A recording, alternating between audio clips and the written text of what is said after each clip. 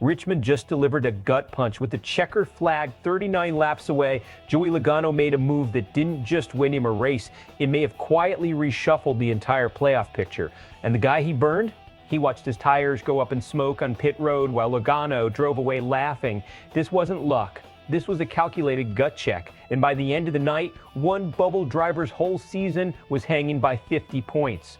Joey Logano took the Cookout 400 at Richmond Raceway. It's win number 2 the year for him, his 3rd career trophy at that track and the 39th of his Cup career. Chase Briscoe finished 2nd, less than half a second back. Austin Cindric grabbed 3rd, his best finish of the entire season. Denny Hamlin and Chase Elliott rounded out the top 5. 10 different drivers led laps. Briscoe actually spent more time out front than anyone, 171 laps, but track position at the end is what wins races, not laps led in the middle. Only 11 cars finished on the lead lap. Carson Hocevar was the lone driver knocked out completely after his car's transmission gave out. Here's the moment that decided this race. With under 40 laps to go, Logano and Briscoe both dove onto pit road at the same time, side by side. Briscoe's Toyota lit up the tires on entry. That split-second mistake was all Logano needed. He beat him off pit road, took the lead, and never gave it back.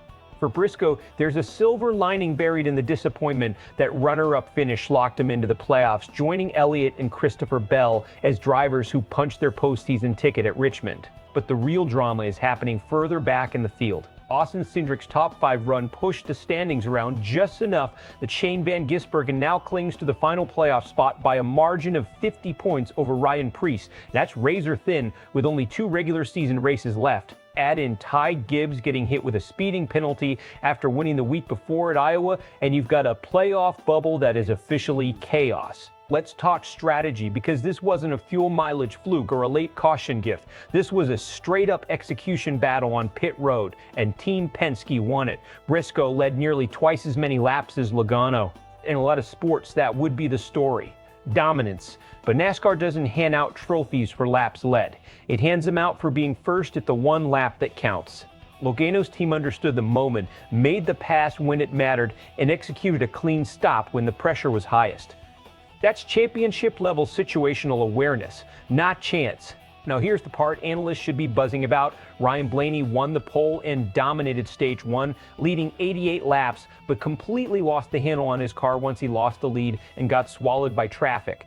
He finished a lap down in 13th. That's a red flag heading into the playoffs. A car that can't hold pace once it loses track position is a car that's vulnerable in a playoff format where track position is everything. And then there's the Van Gisbergen situation. A 14th place finish sounds unremarkable, but in context, it was a gutsy strategic gamble at the start of the final stage that kept him alive in the standings, barely. 50 points is nothing. One bad pit sequence in New Hampshire, and he's out. The bigger question, is Team Penske now the team to beat heading into the playoffs? 2 different Penske cars, Logano and Blaney, combined to lead well over half the race at various points. If that kind of speed carries into the postseason, the rest of the field has a serious problem. Penske fans are going to be riding high off this one, a statement win at a track where Logano has now found victory lane 3 times, but Briscoe's camp has to be feeling that sting. Leading the most laps and still losing because of a pit road mistake is the kind of result that eats at a team.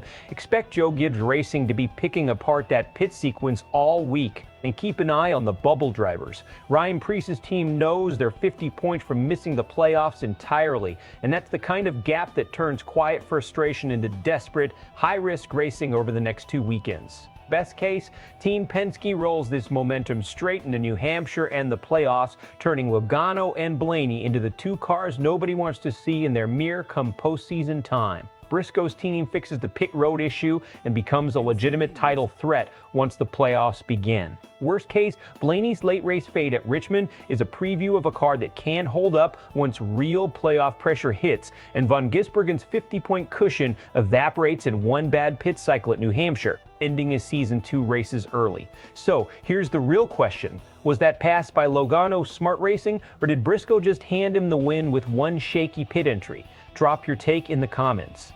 Was this Penske's playoff statement, or is Briscoe still the class of the field no matter what the scoreboard says tonight? If you want the breakdown on every playoff bubble driver before New Hampshire, make sure you're subscribed, because this points battle is about to get ugly.